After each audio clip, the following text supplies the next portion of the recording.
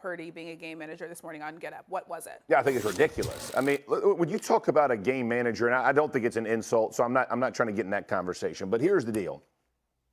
If you look at Shanahan and you look at Purdy, Shanahan took a significant chance on Brock Purdy. It was like, hey, we're going to ride. Our 3 is better than our 1. Trey Lansing going to be what he is. We're going to move him on. We'll bring in Darnold to back him up, but this is going to be our guy we're going to ride with. And what has happened? He's had 20-ish games of stellar performance. Stellar. Like, they win. They go to the NFC Championship game. He doesn't lose. He gets injured, and the team loses because basically McCaffrey ends up being a quarterback in the NFC Championship game. Go fast forward to coming off the injury, what they've done this year. The guy has put up comparable numbers this season to what Joe Burrow did in his second season in Cincinnati. But because of what Joe Burrow did and how he did it, goes to the Super Bowl, everybody is like, man, the world is on fire. Now, I am not trying to compare Purdy to Joe Burrow. I am trying to say, look at the body of work and appreciate how well he has played to this point, because he's not managing the game. You don't manage the game in the fourth quarter down to Green Bay when Kyle Shanahan's offense is over. I mean, they had never won from where they were sitting, and Brock Purdy goes 6 of 7, and 1 was a drop by Kittle, and carries you into a victory to win the divisional game. Fast forward a week, you go and get down to the Detroit Lions by 17 points, whatever the number was, and you got to climb out of this deficit.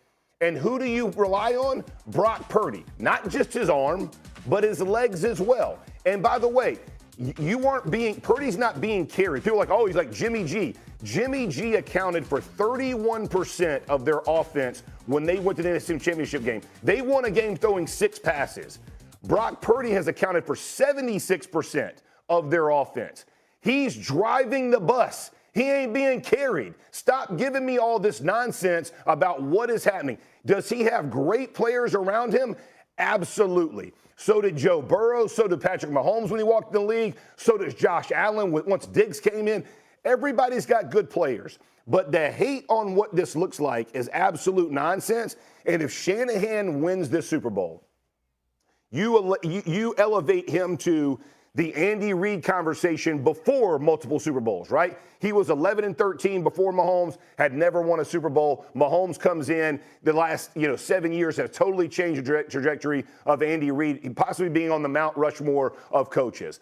But Shanahan gets in the conversation because of a Mr. Irrelevant, elevating his offense when they need it. Because, again, when they were down 17, his offense was 0 for there. This offense, the only way you can compare it is to Matt Ryan's MVP season in Atlanta with Julio Jones. That's where those two compare of season comparison. And Brock Purdy just happens to not look like Matt Ryan or any other first rounder, so we're all going to take shots on him. It's a silly argument. Give the man props for where they are, and he is driving the bus, not being carried on the bus. And he's not just a manager. He elevates because they won the last 2 playoff games because of how he played, not because of everybody else as well. Jeff? Let's take it easy, Jeff. He's not Joe Montana. Oh, my God.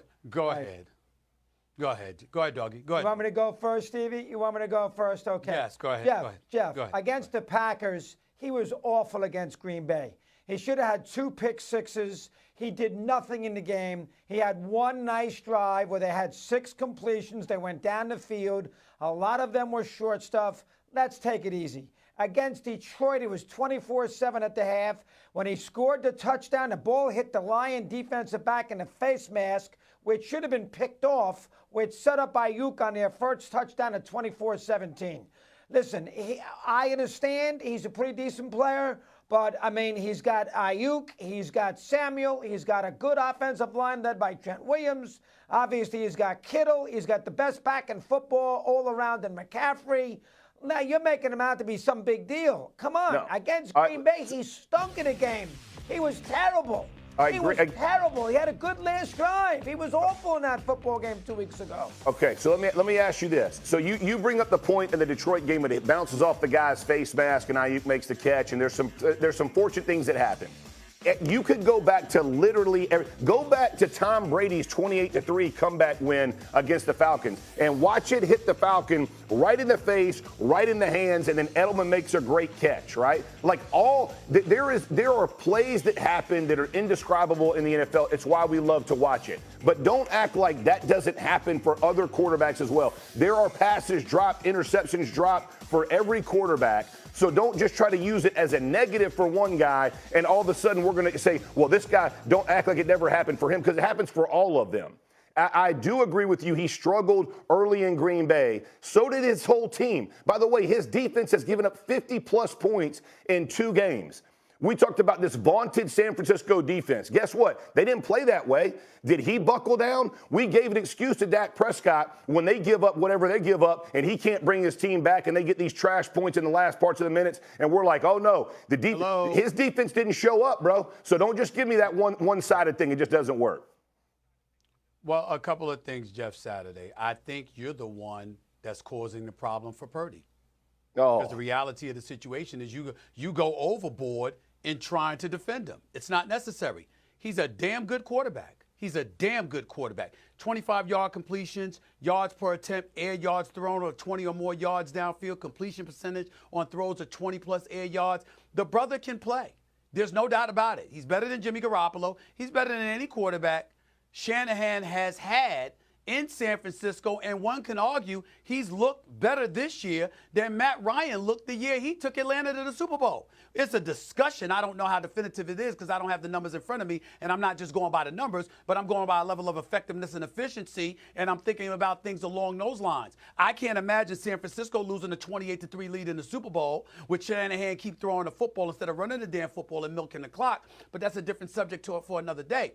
I think the issue with Purdy is that we hear the Cam Newtons of the world say what he said, and he has a right to say it because he's a former league MVP at the quarterback spot who did it with less and, oh, by the way, was asked these questions and was asked and required to do more with less than Brock Purdy is. So if you were addressing the point made by Cam Newton, then I tell you every day and break it down in that regard, because that's a former league MVP at the quarterback position who was saying that he was asked to do more than Brock Purdy has ever been asked to do, which is where the whole game manager subject came up. People weren't bringing up Brock Purdy as a game manager before Cam Newton went on the podcast and said what he had to say.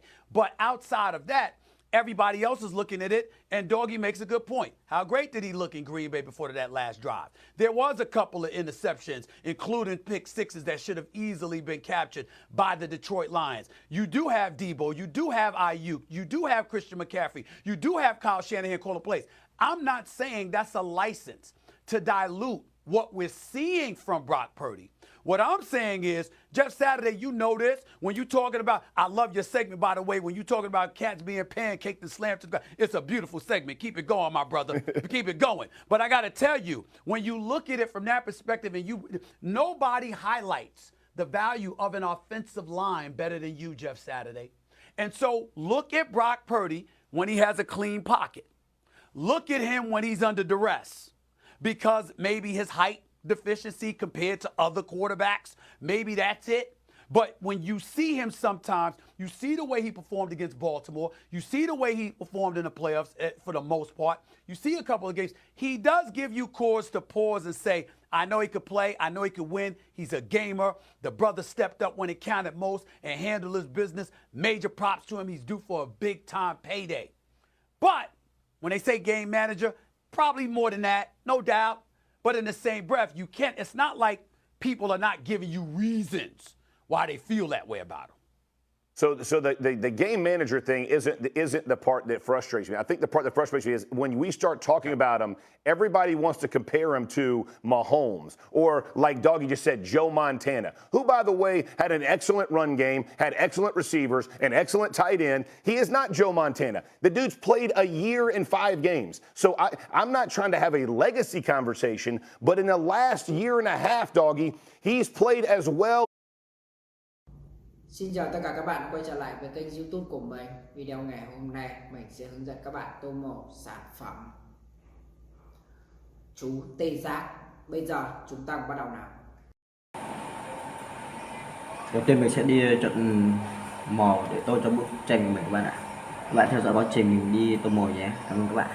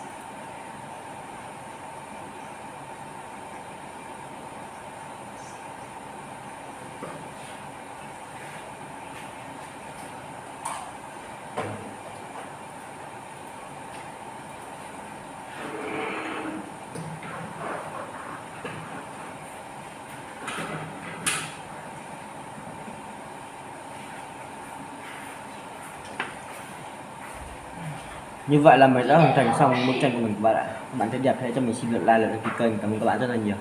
Cảm ơn các bạn.